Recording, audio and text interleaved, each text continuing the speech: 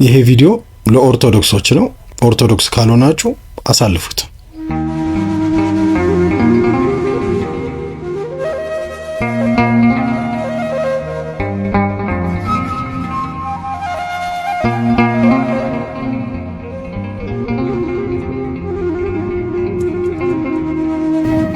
ቆብ የደፋ ሁሉ ቄስ አይደለም። ነጠላ ያጣፋ ሁሉ ክርስቲያን አይደለም፣ ኦርቶዶክስ አይደለም። ከእንደዚህ አይነት አስመሳይ ቄሶች ጋር ምንም ግንኙነት ባይኖራችሁ ምንም አትሆኑ። መስቀላቸውን አውጥቶ ሊያሰልሟቸው ወደፊት ሲመጡባችሁ አልሳለምም በሏቸው። ነጋዴዎች ናቸው፣ ገንዘብን የሚፈልጉት። እነዚህ ቅዱሳን ስዕላትን እያስቀደሙ የሚመጡባችሁ ከሆነ አልቀበልም በሏቸው። ምንም አትሆኑ። ከፈለጋችሁ ሄዱና ንዋይ ቅዱሳን መሸጫ ውስጥ ገብታችሁ የምትፈልጉትን ነገር መግዛት ትችላላችሁ።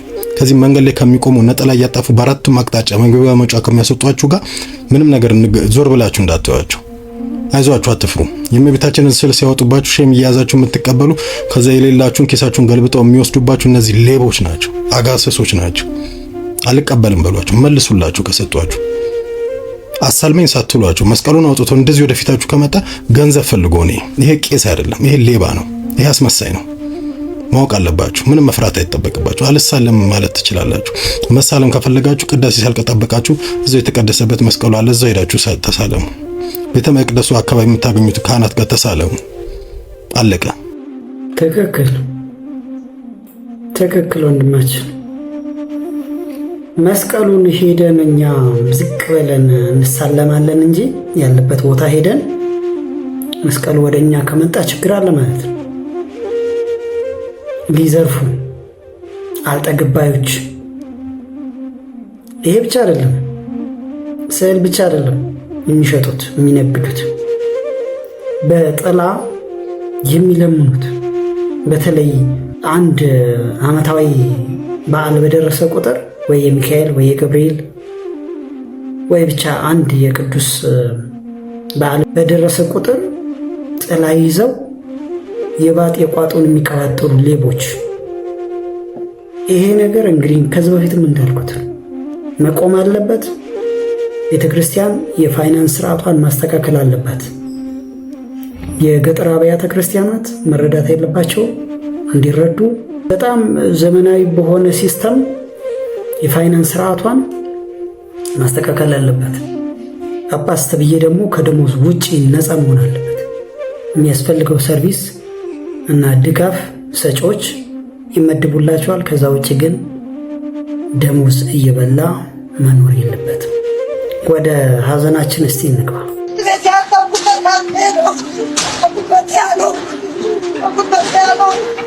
አሁን ማን ይሰማችሁ? ማን ይሰማችሁ? ደባስተራሽ ሽንት ቤት ከቃው ሚካኤል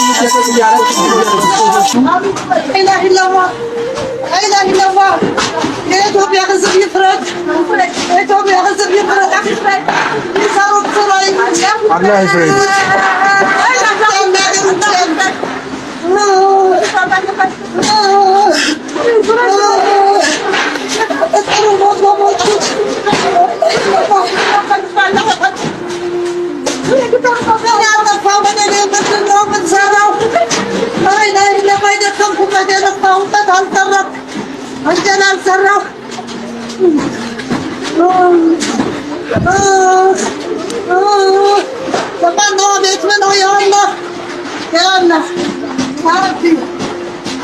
ህመሙ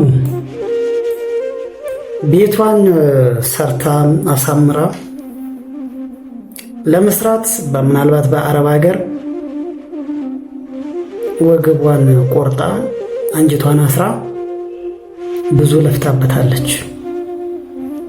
ጉልበቷን ኃይሏን ጨርሳበታለች። ሲፈርስ ግን እንደቀላል ነው። ሲፈርስ እንደቀላል ነገር ምናልባት እዚህ ውስጥ ብዙ ቤተሰቦች ሊኖሩ ይችላሉ።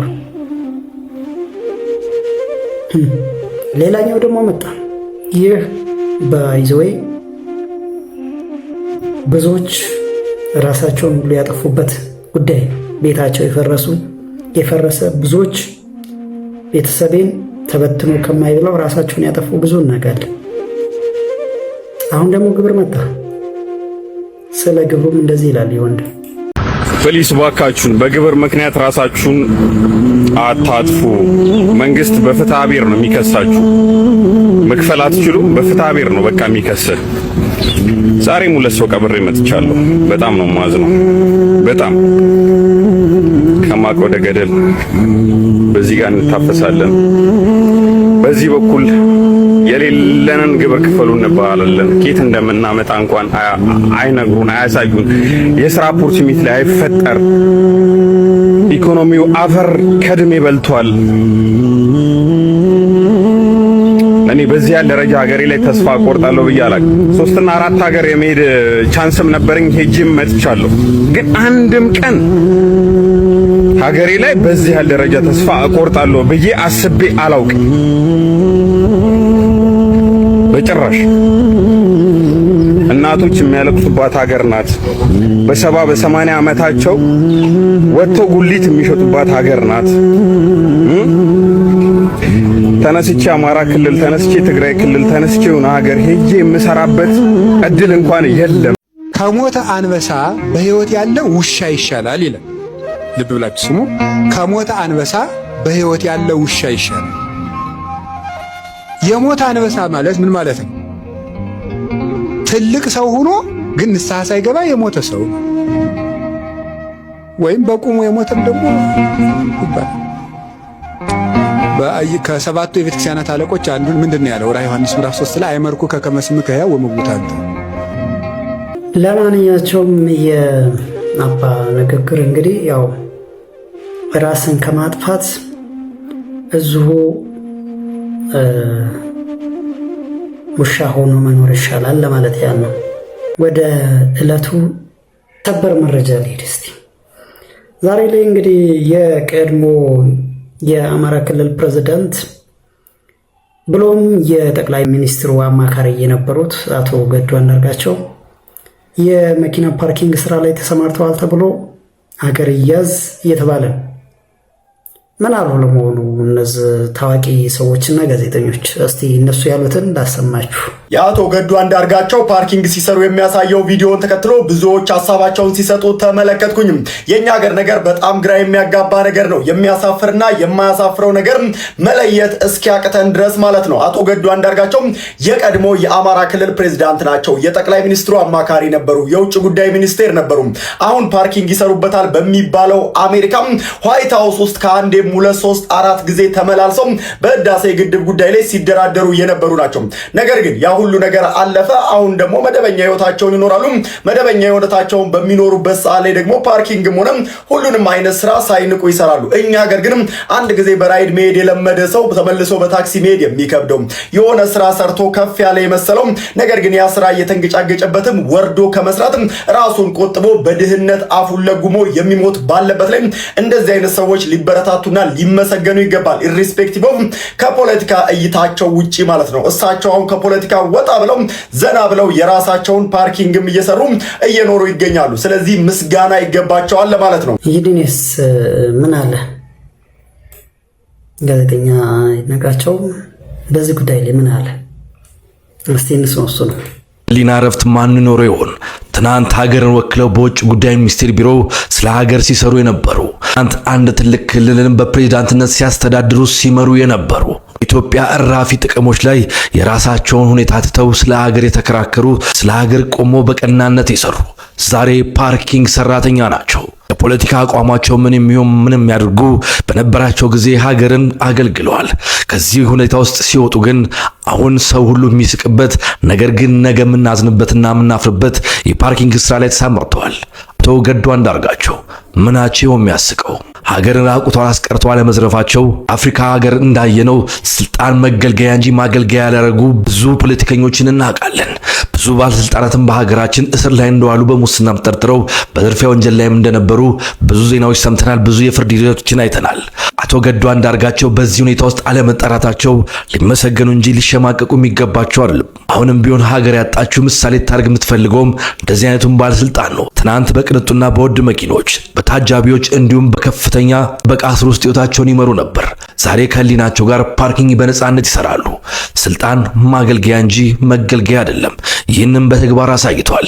የትኛውም አይነት ፖለቲካ አቋም ይኖራቸው፣ የትኛውንም አይነት በስልጣን ዘመናቸው ውሳኔ ያስተላልፉ የኔ ምልከታ አይደለም።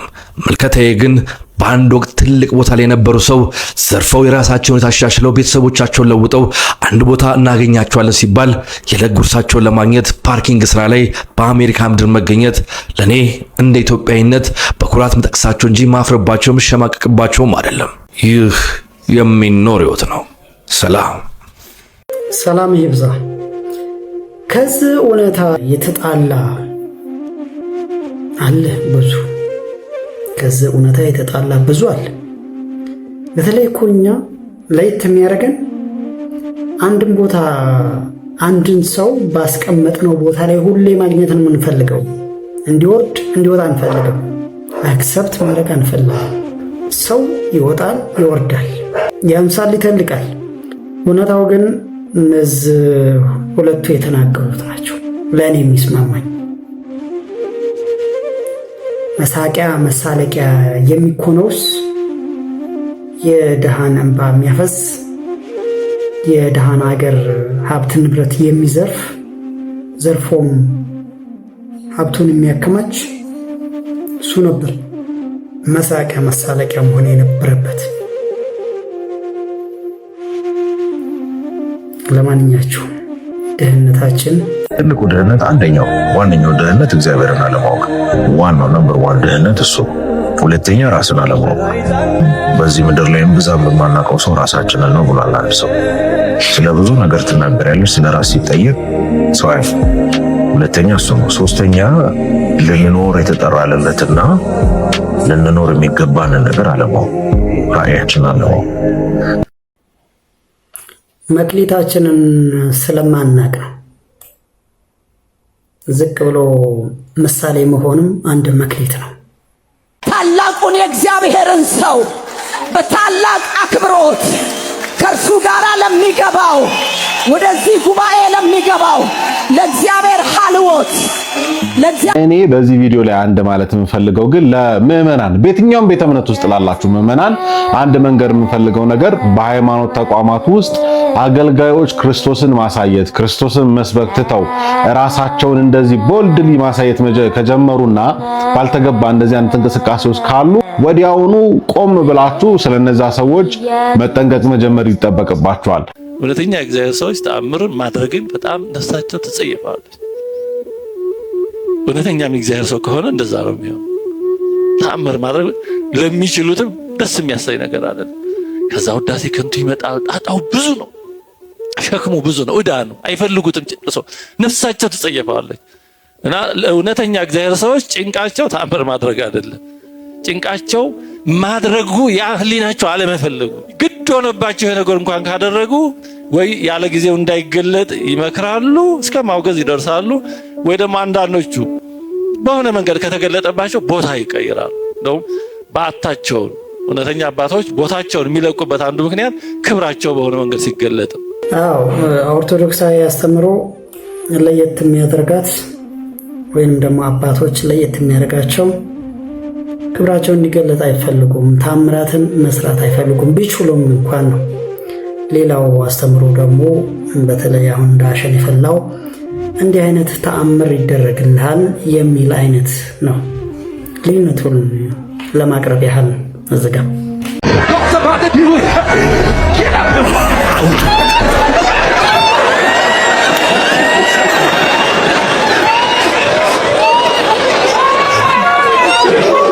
የፈለከውን አካውንት በጂኤስ የፈለከውን አካውንት ህይወት አይተ የማታቅ ታምራት ማየት ጀምራላ። በያስከው በእጅ ላይ ባለው አካውንቶች ላይ የታምራት ገንዘቦች ካውንሳ ጀምሮ በኢየሱስ ስም ተለቀ።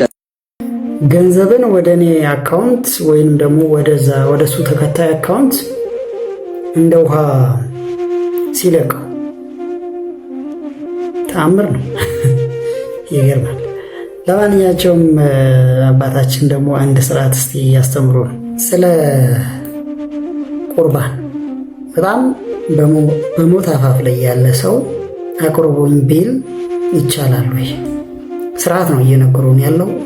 ምክንያቱም ስርዓት ደግሞ ቤተክርስቲያንን አይደለም ዓለምን የሚያጸና ስርዓት ስለሆነ በሞት አፋፍ ላይ ያለ ህመምተኛ ቀድሳችሁ አቅርቡኝ ቢል በማናቸውም ሰዓት ቀድሱ ያቆርቡታል።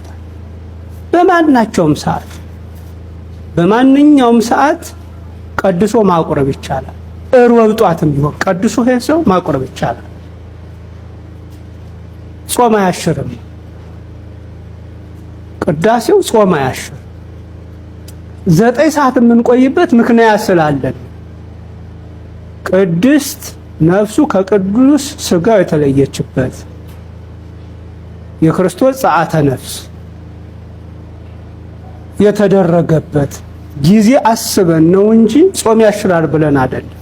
ለዚህ ከሞት አፋፍ ላይ ያለ ሰው ቀድሳችሁ አቁርቡ ባለ ጊዜ በማንኛውም ሰዓት ማድረግ ይቻላል።